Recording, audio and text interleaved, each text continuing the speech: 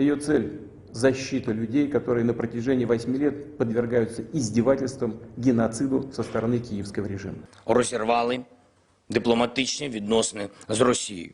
Україна захищається і не віддасть своєї свободи, щоб там не думали в Москві. Росія підло, самовбивче напала рано вранці на нашу державу. Так само, як це зробила фашистська Німеччина у роки Другої світової війни. रिपोर्टों में कहा गया है कि गुरुवार द 24 फरवरी सुबह राजधानी कीव सहित कई यूक्रेनी शहर हमले की चपेट में आ गए। यहां तक कि यूनाइटेड नेशन सिक्योरिटी काउंसिल ने भी आक्रमण को रोकने के लिए एक आपातकालीन बैठक की। अमेरिकी राष्ट्रपति जो बाइडेन और नाटो और यूरोपियन कमीशन के नेतृत्व ने रूस पर गंभीर प्रतिबंध लगाने की कसम खाई। रूस यूक्रेन युद्ध संभवतः हाल के युद्धों के क्षेत्र में सबसे अधिक चर्चा में से एक है। तो इस संघर्ष के कारण क्या हैं? आइए इस वीडियो में इस विवाद का कारण जानते हैं। यूक्रेन और रूस सैकड़ों वर्षों के सांस्कृतिक, भाषाई और पारिवारिक संबंध साझा करते हैं। सोवियत यूनियन के हिस्से के रूप में यूक्रेन रूस के बाद दूसरा सबसे शक्तिशाली सोवियत रिपब्लिक था और रणनीतिक, आर्थिक और सांस्कृतिक रूप से महत्वपूर्ण था। यूक्रेन ने न केवल यूएसएसआर के निर्माण में बल्कि इसके विघटन में भी महत्वपूर्ण भूमिका निभाई। यह 1 दिसंबर 1991 का यूक्रेनी जनमत संग्रह था, जिसमें 90% से अधिक प्रतिभागियों ने यूएसएसआर छोड़ने के लिए मतदान किया, जिसने कोल्ड वॉर की महाशक्ति का अंत किया। पुतिन ने सोवियत यूनियन के विघटन को पिछली सदी की सबसे बड़ी भू राजनीतिक तबाही कहा था। अपने अब तक के 22 साल के शासन के दौरान उन्होंने उन देशों में रूस के प्रभाव को बहाल करने की मांग की है जो तत्कालीन सोवियत संघ का हिस्सा थे। यूक्रेन को 30 साल पहले सोवियत यूनियन के पतन के साथ स्वतंत्रता मिली थी।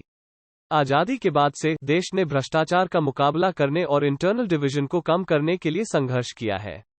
यूक्रेन के पश्चिमी क्षेत्र ने आम तौर पर पश्चिमी यूरोप के साथ एकीकरण का समर्थन किया, जबकि देश के पूर्वी पक्ष ने रूस के साथ घनिष्ठ संबंधों का समर्थन किया। क्रेमलिन की वेबसाइट पर एक लेख में रूस और यूक्रेनियन की ऐतिहासिक एकता पर जुलाई 2021 पुतिन लिखते हैं कि रूसी और यूक्रेनियन एक ऐसे लोग थे जिन्होंने एक ऐतिहासिक और आध्यात्मिक स्थान साझा किया और दीवार का उदय उनके बीच हाल के वर्षों में दुखद था। यूक्रेन ने पुतिन के इतिहास के संस्करण पर विवाद किया। यूक्रेन में रूसी आबादी भी काफी है।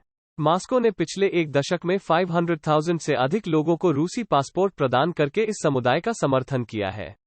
सबसे हालिया जनगणना के अनुसार, जो 2001 में आयोजित की गई थी, यूक्रेन में लगभग 8 मिलियन रूसी रहते हैं, ज्यादातर दक्षिण और पूर्व में। क्रेमलिन के पास एक कानून है जो सरकार को जातीय रूसियों की रक्षा करने के लिए मजबूर करता है, जिसे बहुत ही ढीले ढंग से परिभाषित किया गया है, यहां तक कि केवल रूसी बोलने वाले लोग भी शामिल हैं। दक्षिण पूर्वी यूक्रेन में अलगाववादियों के लिए अपने समर्थन को सही ठहराने के लिए पुतिन ने इस तर्क को नियोजित किया कि वह जातीय रूसियों के हितों की रक्षा कर रहे थे, जहां तक इस क्षेत्र को नोवोरोसिया या न्यू रूस के रूप में वर्णित करने के लिए जा रहे थे। जब से यूक्रेन सोवियत संघ से अलग हुआ है, रूस और पश्चिम दोनों ने इस क्षेत्र में शक्ति संतुलन को अपने पक्ष में रखने के लिए देश में अधिक प्रभाव के लिए संघर्ष किया है।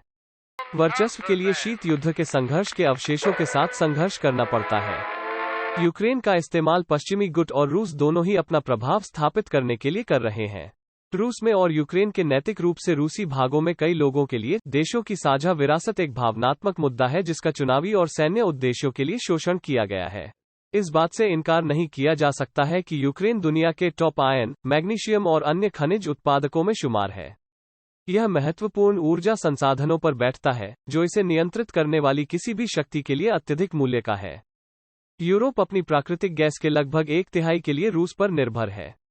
ये पश्चिम के साथ किसी भी विवाद में पुतिन के लिए भारी लाभ प्रदान करता है। मुख्य पाइपलाइनों में से एक यूक्रेन से होकर गुजरती है।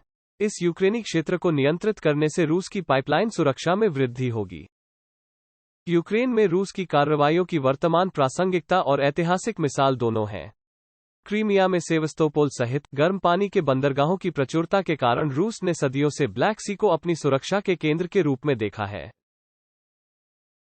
गर्म पानी के बंदरगाह के लिए रूस की हताशा निराधार नहीं है। आर्कटिक पर इसके अधिकांश बंदरगाह वर्ष के कई महीनों के लिए जम जाते हैं, जबकि व्लादिवोस्तोक, प्रशांत महासागर का सबसे बड़ा रूसी बंदरगाह, वर्ष के 4 महीनों के लिए बर्फ से ढका रहता है और जापान के सागर से घिरा होता है, जिस पर जापानियों का प्रभुत्व है। क्रीमिया पर कब्जा करके रूस को सेवस्तोपोल में अपने एकमात्र सच्चे गर्म पानी के बंदरगाह तक पहुंच प्राप्त हुई।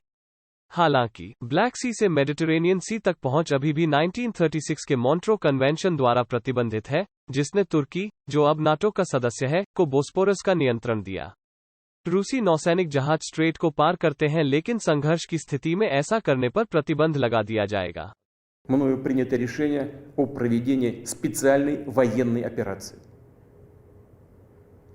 Ее цель – защита людей, которые पुतिन ने दावा किया कि उनका लक्ष्य बदमाशी और नरसंहार के शिकार लोगों की रक्षा करना था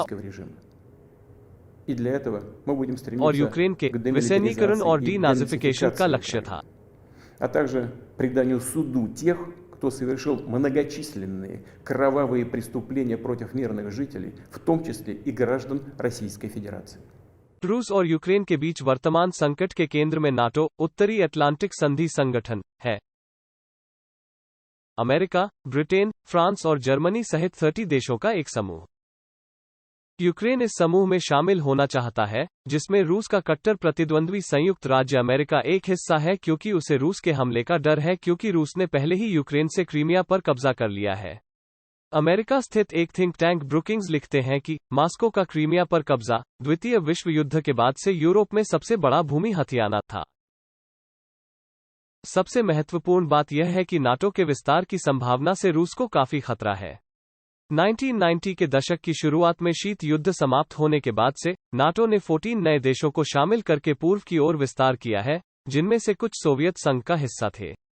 रूस इसे एक खतरे के रूप में देखता है और उसे लगता है कि पश्चिम 1990 के दशक की शुरुआत में किए गए नॉन थ्रेटनिंग कमिटमेंट्स का सम्मान नहीं कर रहा है। पुतिन का कहना है कि नाटो रूस पर लक्षित मिसाइलों के लिए यूक्रेन को लॉन्चपैड के रूप में इस्तेमाल कर सकता है। दूसरा बड़ा कारण यह है कि नाटो का कोई सदस्य देश किसी बाहरी हमले की स्थिति में सभी सदस्यों के सामूहिक समर्थन का पात्र होगा। सामूहिक रक्षा के सिद्धांत के अनुसार नाटो अपने एक या कई सदस्यों के खिलाफ हमले को सभी के खिलाफ हमला मानता है। यह सामूहिक रक्षा का सिद्धांत है, जो वाशिंगटन संधि के अनुच्छेद 5 में निहित है। रूस सोचता है कि अगर यूक्रेन नाटो का सदस्य बन जाता है, तो वो सैन्य कार्रवाई से क्रीमिया को वापस लेने की कोशिश कर सकता है। दूसरी ओर, पुतिन यूक्रेन को रूस के प्रभाव क्षेत्र के हिस्से के रूप में देखते हैं, एक स्वतंत्र राज्य के बजाय एक क्षेत्र। यह ओनरशिप की भावना है जिसने मॉस्को को कीव को यूरोपीय संघ और नाटो में शामिल होने से रोकने की कोशिश करने के लिए प्रेरित किया है। वो रूस के खिलाफ अपने प्रतिबंध हटाने के लिए पश्चिमी शक्तियों के लिए यूक्रेन का उपयोग भी कर रहा है। एक ब्रिटिश अकादमिक तारास कुजियो ने अटलांटिक काउंसिल की वेबसाइट पर लिखा, आज के संकट का असली कारण यूक्रेन को रूसी कक्षा में वापस लाने की पुतिन की खोज है। रूस की सबसे महत्वपूर्ण मांग यह थी कि यूक्रेन को कभी भी नाटो में शामिल होने की अनुमति नहीं दी जानी चाहिए। रूस पश्चिम से लिखित रूप में गारंटी चाहता है कि वो नाटो का फर्दर ईस्टवर्ड एक्सपेंशन को रोके, पोलैंड और बाल्टिक राज्यों से नाटो सैनिकों को हटाने और यूरोप से अमेरिकी परमाणु हथियारों की वापसी। अमेरिका और पश्चिम ने इससे इनकार किया है।